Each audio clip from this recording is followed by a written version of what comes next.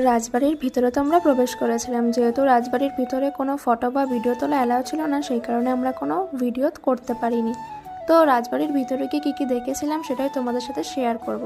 তো প্রথমেই দেখেছিলাম সেই সময়কার রাজা রানীদের সম্পর্কে অনেক কিছু তথ্য লেখা আছে, অর্থাৎ তারা কোন ধরনের পোশাক পরতেন, তাদের পরিস্থিতি কেমন ছিল, আরও অন্যান্য তথ্য বর্ণনা করা আছে। আর দেখেছিলাম সেই সময়কার বিভিন্ন মুদ্রা, পাথর, রাজারানীর ব্যবহৃত আসবাবপত্র, অলংকার। তারপর দেখেছিলাম সেই সময়কার বিভিন্ন দেবদেবীর মূর্তি, তারা যে পাথর খোদাই করে করে মূর্তি বানাতেন, সেই মূর্তি আমরা দেখেছিলাম। তারপর দেখেছিলাম সেই সময়কার যুদ্ধের বিভিন্ন অস্ত্র, যেমন তীর, ধনুক, তরোয়াল, বন্দুক আর অন্যান্য অস্ত্র দেখেছিলাম।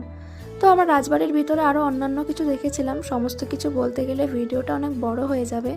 তো যাই হোক, যখন আমরা এসছিলাম তখন বৃষ্টি ছিল না, কিন্তু দেখো হঠাৎ করে আকাশ কালো করে এত বৃষ্টি শুরু হয়ে গেছিল।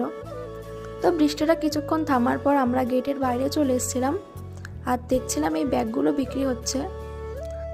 তো আমি একটা ব্যাগ কিনে নিয়েছিলাম, দেন চলে এসেছিলাম এই ফুচকার দোকানে। তো এখান থেকে ফুচকা খাওয়ার পর চলে গেছিলাম একটা বিরিয়ানির দোকানে, কারণ প্রায় দুপুর হয়ে গেছিলো আর খিদেও পেয়ে গেছিলো। তো আমরা চলে গেছিলাম বিশ্বাস বিরিয়ানির দোকানে। তো এখানে কলকাতা স্পেশাল বিরিয়ানি পাওয়া যায়। তো আমরা দুজনের জন্য 2 প্লেট মাটন বিরিয়ানি অর্ডার করে নিলাম। তো কিছুক্ষণ ওয়েট করার পর আমাদের বিরিয়ানি চলে এসেছিলো। তো বিরিয়ানিটা বেশ ভালোই খেতে ছিল।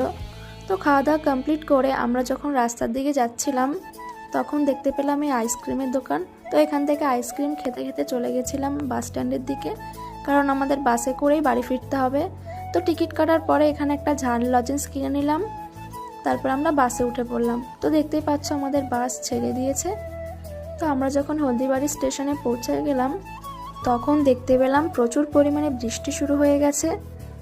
তো যখন বৃষ্টিটা কিছুক্ষণ কমে গেল তখন আমরা ছাতা মাথায় দিয়ে হেঁটে হেঁটে বাড়ির দিকে চলে গেলাম। টাটা।